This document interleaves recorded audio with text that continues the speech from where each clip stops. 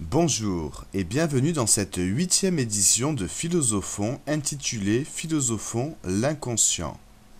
Le phénomène inconscient est un phénomène psychique. En revanche, le non-conscient, c'est la chose. L'inconscient est une activité psychique étrange puisqu'elle n'implique pas directement le je, par exemple le rêve.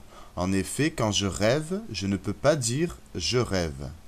L'activité du rêve est une activité psychique car elle est imaginaire. Imaginer, c'est avoir des images d'objets absents. Pour imaginer, nous avons la perception, c'est-à-dire que le monde se donne à moi comme une image, et j'ai la faculté de me donner des images d'objets qui ne sont pas là. L'inconscient est une activité mentale étrange qui ne suppose pas le je. Le rêve n'est pas seulement imaginaire, il y a un discours. Pour Freud, le rêve parle. C'est inconscient car à aucun moment dans le rêve je n'ai été conscient car j'étais endormi. Je ne peux pas dire je rêve. L'inconscient n'est relatif que par rapport à l'être humain conscient. L'inconscient est une activité qui nous échappe. Nous faisons des choses sans nous en rendre compte. Ce n'est pas nous qui les faisons, mais notre inconscient qui nous les fait faire. Freud a dit d'ailleurs: on ne peut pas dire je rêve, mais ça rêve en moi. Ça, en parlant de l'inconscient. L'inconscience, c'est comme s'évanouir. Quand je dors, il n'y a rien. Mais à partir du moment où il y a une activité psychique sans que je ne m'en rende compte, ça s'appelle l'inconscient. Quand je rêve, je dis des choses sur moi plus que ce que je pourrais en parler dans la journée. D'ailleurs, réfléchissez à cette question. Qui nous fait souffrir? Réponse de Freud: les autres, et en particulier ceux qui sont proches de nous, les parents. Rappelons que psyché signifie esprit. La psychologie existe déjà et Freud va inventer la psychanalyse. Psyché signifie esprit et l'analyse signifie la décomposition en éléments premiers, compréhension des mécanismes. Freud est rationaliste et scientifique. Il pense qu'en nous, il y a des fonctionnements mécaniques. Il se compare à un archéologue. Dans notre personnalité, il n'y a pas que ce que l'on voit qui compte, il y a aussi ce que l'on ne voit pas, l'inconscient, autrement dit le latent, à ne pas confondre avec le patent, ce que l'on voit. L'archéologue découvre les infrastructures. En nous, il y a aussi une dimension nocturne, des infrastructures cachées. Chez tout être humain, il y a deux côtés de la personnalité. Il y a trois possibilités de voir l'inconscient. La névrose, qui est une maladie mentale, les actes manqués et les rêves. Il n'y a pas que quelques êtres humains qui ont un inconscient. Tout le monde a un inconscient. Intéressons-nous à la névrose. Il y a des maladies physiologiques et somatiques. L'être humain est un être psychique, il peut donc avoir des maladies mentales et comportementales. Freud repère que nous avons des souffrances psychiques et cela par rapport aux autres car on est mal aimé, c'est-à-dire trop ou pas assez. La névrose et la psychose sont deux maladies qui affectent le psychisme des individus, mais elles n'ont pas la même gravité. Dans la névrose, le sujet souffre mais garde le contact avec la réalité, par exemple la dépression, l'hystérie, la phobie. Le fou, lui, a perdu le jeu et la structuration par le langage. Il confond en effet les images et le réel, alors que dans la névrose, l'individu continue à parler. Les psychanalystes arrivent à soigner la névrose, mais on ne peut pas soigner les psychoses. La psychologie est une science humaine, tandis que la psychiatrie est une spécialisation de la médecine. La psychiatrie est une intervention mécanique et chimique. L'hypnose, c'est encore autre chose. Qu'est-ce que l'interdit? L'interdit, c'est ce que je ne dois pas, ce que je ne peux pas, ce que je ne veux pas dire, parce qu'on m'a dit que c'était pas bien de le dire. Lorsque l'on est sous hypnose, on n'est pas conscient, alors on dit toute la vérité, tandis que lorsqu'on est conscient, on ne la dit pas parce qu'on se l'interdit. La psychanalyse est un jeu entre la répression et l'expression. En effet, c'est parce que je ne dois pas le dire que j'ai une pression pour ne pas le dire. L'hystérie vient du fait qu'il y a eu un traumatisme, par exemple une tentative d'inceste dans la petite enfance.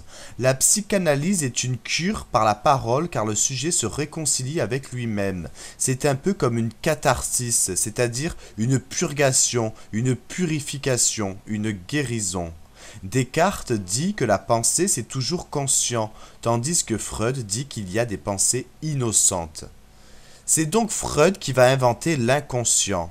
Inventer est un terme archéologique qui veut dire trouver, découvrir. Les êtres humains ne veulent pas voir l'inconscient, avec par exemple l'oubli du rêve que Freud appelle amnésie de refoulement, ou avec le rire également. Avant que Freud découvre l'inconscient, on pensait que seuls les névrosés avaient un inconscient. Freud a essayé de prouver que tous les êtres humains avaient un inconscient. Les névrosés certes, mais aussi les sujets soi-disant normaux. Un acte raté par la conscience, c'est un acte réussi par l'inconscient. En effet, l'inconscient, c'est un « ça parle ». Le rire également fait partie de l'inconscient, car lorsque nous rions, nous levons le refoulement. On ne peut pas faire autrement que rire, on ne peut pas faire autrement également que rêver. Ça nous libère du refoulement. L'inconscient, c'est de la pensée, c'est de l'intelligence. La métisse des Grecs, c'est la ruse, l'intelligence. L'inconscient, c'est pareil, il est rusé, il sait dire certaines choses alors qu'on ne veut pas les dire. Un acte manqué, c'est un vrai travail psychique, car l'inconscient me fait faire un acte manqué sans que je ne m'en rende compte. Il fait pareil avec le rêve. Rêver, c'est se donner imaginairement et fantasmatiquement ce qui ne nous est pas donné. Il est à noter que fantasmatiquement s'écrit aussi fantasmatiquement avec PH. Rêver, c'est surmonter l'insatisfaction. En effet, le réel, c'est ce qui s'oppose à nous, c'est le contraire de ce qui est magique, c'est ce qui nous dit non. Pour moins souffrir, nous rêvons. Rêver, c'est un mécanisme de compensation, c'est satisfaire ce qui n'est pas satisfait dans la réalité. En fait, la rêverie, c'est une sorte d'opium, à ne pas confondre avec la rêverie diurne, qui est le rêve du jour. Un rêve fonctionne à la compensation, à la satisfaction imaginaire. La nuit va nous réconcilier avec ce que nous désirons. La réalité, c'est comme l'enfance, elle nous dit toujours non. Toutes les nuits, nous rêvons car tout ce qui est refoulé et contraint le jour, la nuit, je vais pouvoir le faire. Alors, quelles questions allons-nous nous poser pour mieux comprendre?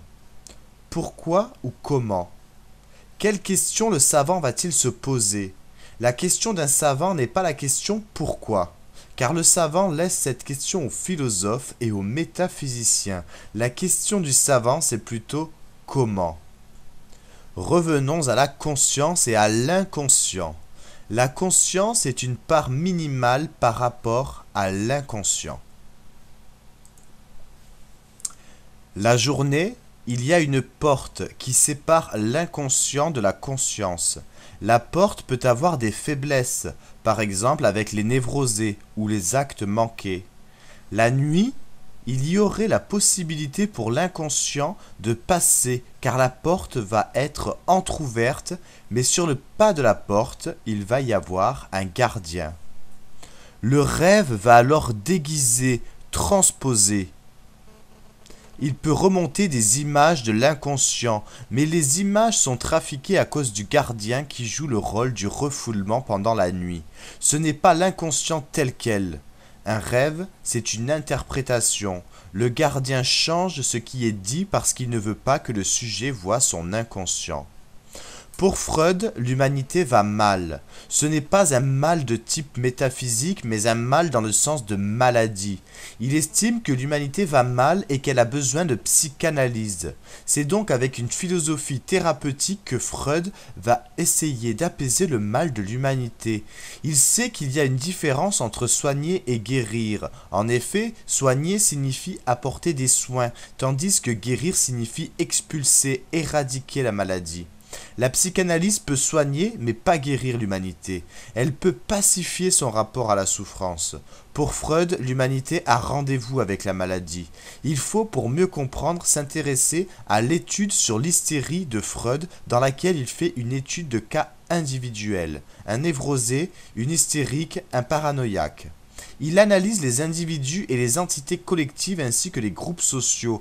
En effet, Freud explique que l'humanité tombe malade. Freud voit que la France et l'Allemagne se déclarent la guerre et utilisent des moyens de guerre horribles. En effet, l'être humain tombe malade car la barbarie de la guerre, le racisme et la religion sont des maladies. L'humanité a rendez-vous de manière répétitive avec la maladie. Pourquoi les êtres humains ne peuvent-ils pas vivre sans maladie ?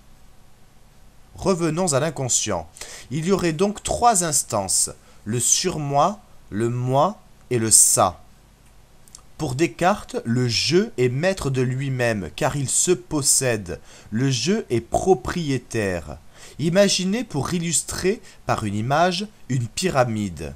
La pyramide représente la hiérarchie, comme en Égypte. C'est la domination du haut sur le bas, c'est la figure écrasante, le bas est en bas. Le jeu de Descartes, c'est la pyramide. Chez Freud, le moi est coincé, prisonnier entre deux instances qui s'opposent. Le moi n'occupe pas une place privilégiée, il n'est pas maître. Le ça, c'est la force anonyme de l'instinct. Arthur Schopenhauer dit la même chose. L'homme a des instincts naturels. La nature se déploie en nous sous forme d'instincts. Dans la nature, il y a des programmes, des forces, la volonté de vie, l'instinct de reproduction, l'instinct obsessionnel, l'instinct qui se traverse de génération en génération. Pour qu'il y ait de la vie, il doit y avoir des forces à l'origine, avec les instincts d'agressivité et les instincts de reproduction. Ils sont naturels car ils permettent de continuer à exister. L'instinct protège l'homme. L'instinct est le génie donné par la nature. L'instinct est dans notre corps. Il est relatif à l'être humain. S'il n'y a plus d'instinct de reproduction, il n'y a plus de vie. Le ça est animal, un comportement premier, il est somatique. Le ça est différent du surmoi, c'est une contradiction entre la nature et la culture. Il y a une seule espèce qui connaît le surmoi, c'est l'espèce humaine. Le surmoi, c'est en fait dû à l'éducation, à la culture, c'est l'interdit. C'est ce qui dit non à l'instinct, car les êtres humains s'interdisent contrairement aux animaux qui ont des frustrations mais pas d'interdit. Parlons par exemple de notre rapport à la sexualité. L'espèce humaine l'a banni. Il y a donc une contradiction alors que les animaux n'ont pas de contradiction. Toute la culture, c'est une immense frustration pour Freud, alors que l'instinct est innocent chez les animaux. Mais les êtres humains ne peuvent pas être comme les animaux. Nous pourrions continuer encore et encore en parlant par exemple de la libido, ou encore du rattachement de l'être humain à la mère en faisant référence au complexe d'Œdipe pour le petit garçon par rapport à un père qui dit la loi. Car le père ou le père symbolique, s'il sert de repère, il dit l'interdit et sanctionne, il est le vecteur de la loi. Le surmoi en fait c'est la fonction du père, cette fonction-là est intériorisée par l'enfant. Avec « il ne faut pas »,« tu ne dois pas »,« c'est interdit ». La répression des instincts vient donc du professeur, ou du père, ou de la mère. Pourquoi y a-t-il du refoulement? Parce qu'il y a de la culture, comme parler, inventer, écrire, qui font partie de la dimension culturelle. Alors pourquoi y a-t-il un processus culturel? Les animaux vivent-ils mieux que nous? Nous pouvons répondre avec une réponse optimiste. Si les êtres humains sont sortis de la nature et se sont engagés dans la culture, alors ils ont gagné car la culture est un progrès. Les inventions améliorent l'homme, elles sont une amélioration de l'humanité. Les philosophes des Lumières voient la culture comme une amélioration de l'être humain. Nous pouvons également donner une réponse pessimiste comme Freud ou Schopenhauer. La culture est certes une amélioration, comme avec le langage, mais au lieu d'améliorer purement ou simplement, la culture améliore d'un côté et régresse de l'autre. C'est un endommagement. En effet, c'est une pathologie car l'être humain est sublime mais malade. Le refoulement cultive l'homme, mais il est un sacrifice pour modifier son désir. Et c'est à force de vivre dans le refoulement qu'il y a des créations de pathologies. À vouloir être trop, les êtres humains s'endommagent. Et les animaux sont-ils pires que les hommes? En tout cas, pour nous, les animaux servent à peindre les défauts. On dit quel chacal, quelle hyène, quel cochon. Les animaux, c'est la violence naturelle. Il y a chez eux très peu de gaspillage de l'agressivité. Elle est économique, car leur maison est la nature, et ils ne se battent que pour manger. Donc peu de guerres, qui n'ont pas de finalité, puisqu'ils ne se défendent que pour se nourrir ou se protéger. Et l'agressivité des êtres humains est-elle utilitaire, suragressivité, écologique, pathologie de l'agressivité, surutilisation, adaptative? En tout cas, à force de se retenir, on finit par s'endommager. L'être humain, c'est comme une marmite. Retenu, contenu, mais ça explose. Il faudrait lire Malaise dans la civilisation de Freud pour mieux comprendre tout ça. Freud dit que les êtres humains ne savent pas vivre sereinement, qu'ils vivent dans la complication. Il a une vision pessimiste de l'avenir des êtres humains, notamment à cause de la culture qui provoque le refoulement. Le tabou également, qui implique une dimension religieuse. Freud pense qu'il faut prendre un soin extrême de la petite enfance. Il pense que la petite enfance ne s'oublie pas. La personnalité est construite sur la base de la petite enfance. La petite enfance est la source d'un handicap non surmontable. La petite enfance ratée rate l'être humain. Il y aura donc des traumatismes, des lésions qui seront responsables de l'avenir de l'enfant. L'éducation de la petite enfance doit apprendre les lois, c'est l'intériorisation, l'archéologie de la loi. Nous ne divorçons jamais d'avec l'enfance car tous nos désirs se mettent en place dès l'enfance. Pourquoi y a-t-il des perversions et des névroses? Parce qu'il y a de la libido. L'occasion de parler du narcissisme. Le narcisse, c'est quelqu'un qui s'aime soi, qui s'embrasse lui-même. Homo signifie le même en latin, alors que hétéro signifie l'autre. Le narcissisme, c'est le rapport au soi-même. Le narcissisme originaire, c'est lorsqu'ils sont le même. La mère et le bébé qu'elle porte dans son ventre, ils ne font qu'un. C'est le lien et l'attachement, c'est le symbole de l'amour. Petite parenthèse, s'il y a un film que vous devez voir, c'est Le Mépris de Jean-Luc Godard avec Brigitte Bardot. L'amour, c'est le désir de faire qu'un, c'est une tentative de réparer la division, c'est de ne pas supporter que l'autre soit loin, c'est se confondre avec l'autre. Faire l'amour, c'est arriver à une sorte d'extase qui fasse oublier qu'il y a une différence. La nature arrive à le faire. Un homme plus une femme égale un enfant. 1 plus 1 égale 1. C'est une fusion des deux, le fruit de l'amour. Il est le symbole de l'amour. Le chiffre de l'amour. Symbole en grec signifie réunion, c'est le contraire de diabole. Le chiffre 2 c'est la nature, le chiffre 1 c'est l'amour. La mère est matérielle, c'est elle qui donne la vie. Le pouvoir de la femme c'est de faire un enfant, de faire un garçon, et là l'amour devient l'inceste. Ne faire qu'un, c'est dangereux. Le bébé a des perceptions, il ressent, il perçoit. Il est affecté déjà dans la vie ultra-utérine. Puis il grandira, et il y aura chez certains êtres l'envie de vouloir repartir en arrière, c'est-à-dire dans le ventre de la mère. Naître, c'est traumatisant, et cette agression va faire penser que c'était mieux avant. Et il y en a qui plus tard feront des dégressions, avec la drogue par exemple. Tout ça pour dire que l'identité n'est pas donnée, elle est construite et psychique. Pour Freud, l'homosexualité est un risque de confusion car le garçon est le même que la mère, alors que l'homme va chercher dans l'autre cette femme manquante. L'espèce humaine est une espèce prématurée. Quand elle vient au monde, elle a besoin de soins. Elle n'est pas autosuffisante.